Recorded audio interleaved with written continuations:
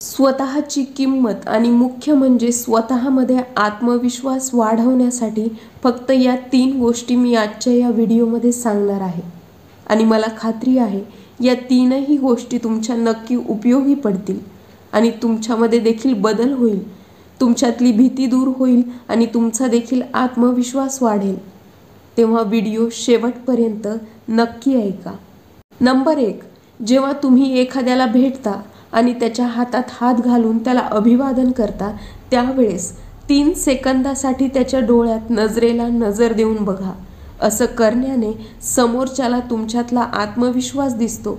बहुतेक वेळा आपला आत्मविश्वास हा आपल्या शारीरिक हालचाली, हावभाव यातून दिसून येत असतो आणि मुख्य म्हणजे आपल्या नजरेतून तो दिसून येतो।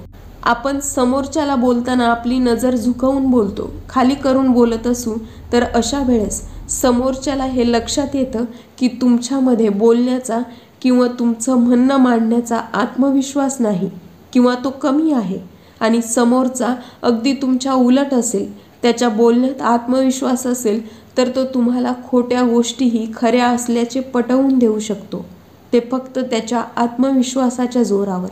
आता आपल्यामध्ये आत्मविश्वास निर्माण करून आपल्याला खोट्या गोष्टी पटवून तर द्यायच्या नाहीत, पण आपल्याकडे जे काही खरं आहे किंवा आपला मुद्दा स्पष्ट करताना, आपलं मत मांडताना ते स्पष्टपणे आणि खंबीरपणे मांडता यायला हवं।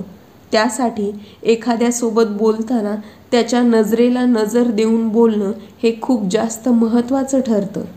तुम्ही बोलताना समोरच्याच्या नजरेला नजर देऊन बोलत असाल तर त्या क्षणी तुमच्यातला आत्मविश्वास हा समोरच्याला जाणवतो, त्यामुळे समोरचा तुमच्याशी बोलताना सावध असतो, काहीही चुकीचा बोलण्याचा समोरचा प्रयत्न करत नाही।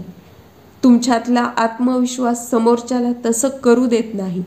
या उलट जर तुम्ही समोरच्याशी नजर झुकवून बोलत असाल तर समोरचा ओळखतो की तुम्ही घाबरलेले आहात, मग तो त्याचं मत तुमच्यावर लादायला देखील कमी करत नाही। म्हणून कायम लक्षात ठेवा, इतरांची मतं आपल्यावर लादून घ्यायची नसतील, जबरदस्तीने हो म्हणायचं नसेल तर आपल्या बोलण्यात, आपल्या वागण्यात आत्मविश्वास हा असायलाच हवा आणि आपल्या चेहऱ्यावर, आपल्या नजरेत देखील तो दिसायला हवा। नंबर 2, जर कोणी तुमची चेष्टा करत असेल तर 5 सेकंद न हसता त्याची नजर रोखून ठेवा आणि नंतर हसा। आता तुम्ही म्हणाल, यात कसला आत्मविश्वास दिसून येतो किंवा असं करण्याने काय साध्य होते? समोरचा चेष्टा करत असताना आपण 5 सेकंद त्याची नजर रोखून ठेवली, त्याच्या नजरेला नजर देऊन बघितलं तर त्याच्या नजरेत आपल्याला दिसतं की तो आपली खरंच चेष्टा करत आहे का, मग चेष्टा करण्यात तो आपल्याला टोमणे मारत आहे। चेष्टा करण्याच्या आडून तो आपल्याला काही बोलू इच्छित आहे का, हे समोरच्याच्या नजरेत दिसतं। अर्थात त्यासाठी आपली नजर आणि आपली विनोदबुद्धी तेवढी तल्लख असायला हवी।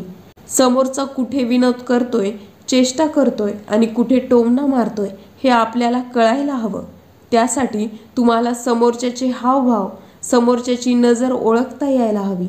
म्हणून जेव्हा समोरचा आपली चेष्टा करत असेल त्यावेळेस 5 सेकंद न हसता गंभीरपणे आपण समोरच्याच्या नजरेत नजर देऊन बघायचं आणि त्याची नजर रोखून ठेवायची। समोरच्याचे बदललेले हावभाव आपल्याला टिपता येतात, अशा वेळेस तुमची नजर देखील तेवढीच पारखी असायला हवी। तुमच्या या वैशिष्ट्यामुळे समोरचा चेष्टा किंवा मस्करी करताना 10 वेळेस विचार करतो, तुम्हाला टोमणे मारताना विचार करतो, चेष्टेच्या अडून अडून बोलताना विचार करतो। तेव्हा सगळा खेळ हा नजरेचा। आत्मविश्वास वाढवण्यासाठी किंवा तो इतरांना दिसण्यासाठी पहिल्या मुद्द्यात सांगितलेल्या गोष्टी आणि दुसऱ्या मुद्द्यात सांगितलेल्या गोष्टी देखील, या सगळ्यांमध्ये खेळ फक्त तुमच्या नजरेचा आहे। म्हणून आपल्या डोळ्यांमधील भीती घालवा, त्यामध्ये आत्मविश्वास असू द्या आणि तो समोरच्याला देखील दिसू द्या। नंबर 3, आवश्यक असेल तेव्हा नाही म्हणायला शिका। तुम्हाला आवडत नसलेली गोष्ट कधीही स्वीकारू नका।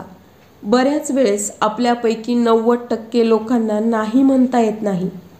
एखाद्या गोष्टीसाठी कुणी आग्रह केला तर आपण नाही म्हटलं तर समोरचा आपल्याबद्दल काय विचार करेल या भावनेने लोक नाही म्हणू शकत नाही।